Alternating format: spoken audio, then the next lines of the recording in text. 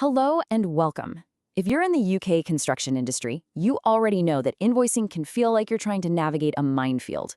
Well, today, we're going to change that. This guide, developed by the absolute experts at Pro Tax Accountant, is here to demystify one of the trickiest parts, the VAT domestic reverse charge.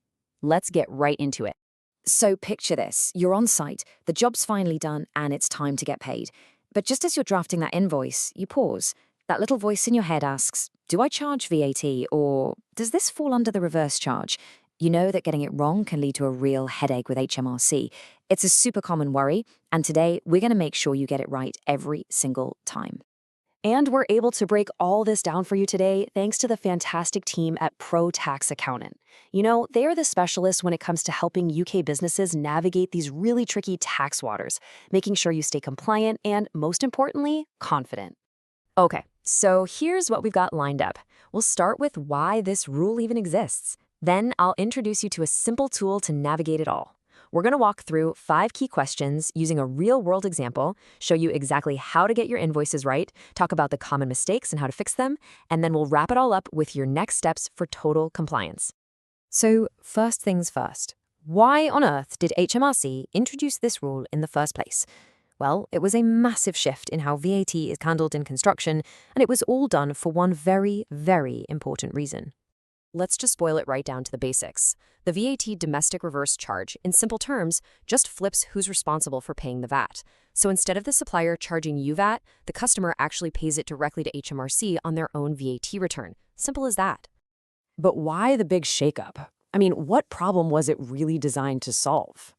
Well, the short answer is VAT fraud. Specifically, a type of fraud called missing trader fraud. And this slide just lays it out perfectly. Look on the left, that's the old system. A subcontractor could charge VAT, collect all that cash, and then poof, they disappear without ever paying it to HMRC. But now, look at the right. The new system totally removes that physical cash flow of VAT between businesses. The customer accounts for it directly, which means the tax is secured for HMRC right from the get-go. It's a really clever way to close that loophole.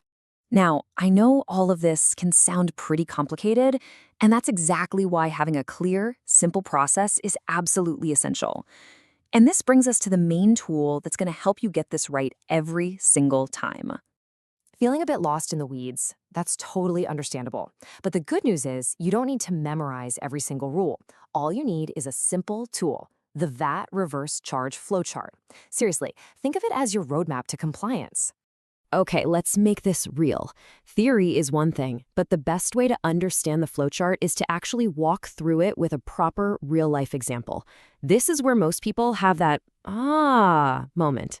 So let's meet our freelancer. We've got a decorator in London, she's VAT registered, and she's just finished up a £2,000 paint job for a main contractor on a new office block. Now it's invoice time. The big question is, does she add £400 of VAT, or does she have to apply the reverse charge? Well, let's use the flowchart and find out. Okay, here we go. Question number 1. Is the service a specified service under the Construction Industry Scheme, or CIS? You see, the CIS sets out all the rules for payments to subcontractors, so this is always the starting point. And for our decorator, the answer is a big, clear yes. Painting and decorating are definitely services covered by CIS, so we've passed the first checkpoint. Let's move on to the next question. Next up, we've got a little two-part question. First, is the supply standard rated or reduced rated for VAT? And second, is her customer, so the main contractor, also registered for VAT? And yep, it's a double yes. Commercial painting is standard rated at 20%, and her client is a VAT registered company. Now, if either of those were a no, the normal rules would apply. But in this case, we're still on the path to the reverse charge. Question 4. Will the payment be reported under CIS? This is just to confirm that the transaction sits squarely within that whole construction scheme reporting framework. And you guessed it, the answer is yes. Since it's a specified service between two parties who are both registered for CIS, the payment has to be reported. We're almost there, but the final question is the big one. It's the one that catches most people out. And this is it, the final, and I mean most crucial question. Has the customer confirmed in writing that they are an end user? Now, an end user is basically the person or business who will use the construction services for themselves, not sell them on as part of another big construction project. So in our decorator's case, her client is the main contractor. They're not the final owner of the office block, right? They are supplying her painting services onwards as part of the larger project. That means they are not an end user. And with that final no, we have our answer. Ding, ding, ding, the reverse charge absolutely applies. And here is a massive pro tip for you, straight from the experts. Always, and I mean always, get written confirmation of your customer's end user status. If they tell you they're an end user, you need that in writing. A simple email or even just a clause in the contract is enough. This is what protects you if HMRC ever comes knocking. All right, so we know the reverse charge applies. Now what? Well, the next step is making sure that invoice is 100% compliant. Let's look at exactly what needs to be on there. Getting the invoice spot on is so critical. Our decorator needs to show the net amounts of £2,000, apply 0% VAT, and, this is key, include a very clear note saying that the reverse charge applies. She also has to state the amount of VAT the customer needs to account for, which in this case is £400. And here are the magic words. HMRC actually recommends using a phrase just like this. Reverse charge. Customer to account for VAT to HMRC. That leaves absolutely no room for confusion, and it means you've met the legal requirement. So how does this all look on the VAT return?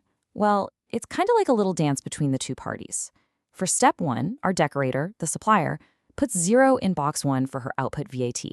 Then, for step 2, her customer, the contractor, puts that £400 of VAT in their box 1 as output tax. And then they claim that very same £400 back in box 4 as input tax. The net result, 0 cash actually changes hands for the customer, but HMRC gets the full data trail of the transaction. Of course, with any rule this complex, mistakes can happen. We're all human. And this brings us to a very common fear.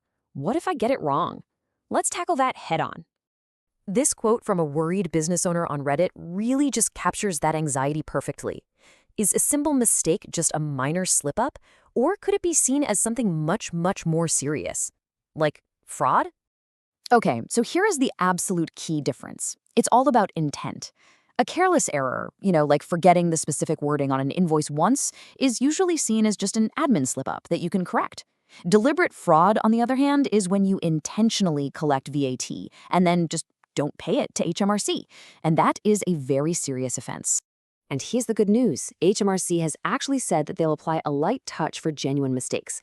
If you realize you made an error, the key is to be proactive about fixing it. Get on the phone to your accountant, and if you need to, contact HMRC. Honestly, honesty is definitely the best policy here. Whew, we have covered a ton of ground, so let's bring it all together and talk about the key actions you need to take to stay compliant and confident as we head through the 2025/26 tax year. So, if you only remember a few things from this, make it these. First, the reverse charge is a targeted anti-fraud measure. Second, that 5-question flowchart is your best friend for deciding if it applies. Third, if it does apply, your invoice needs to show 0% VAT and have that required note. And finally, if you make an honest mistake, don't panic. Just be proactive and get some expert advice if you're not sure. Now, it's really important for me to say that this is a general guide. Tax rules are complex and they really depend on your specific situation. So before you make any financial decisions, you absolutely must consult a qualified professional, like the brilliant team at Pro Tax Accountant. So if you're ready to take control of your VAT and just stop worrying about getting it wrong, then the best next step you can take is to speak to an expert. And the team at Pro Tax Accountant are ready and waiting to help. You can get in touch with them directly. The number for WhatsApp or a phone call is 07-985-689-912. Or you can just send an email to info@protaxaccountant.co.uk. They'll give you tailored advice to help your business stay compliant. And hey, if you want to dive even deeper into this topic, I highly recommend reading the full detailed guide on their blog. And while you're there, why not subscribe to their YouTube channel? It's full of clear, practical tax advice just like this. You can find that blog post at the address you see on your screen. Thanks so much for joining me today. We really hope this guide helps you handle all your future invoicing with total confidence and compliance.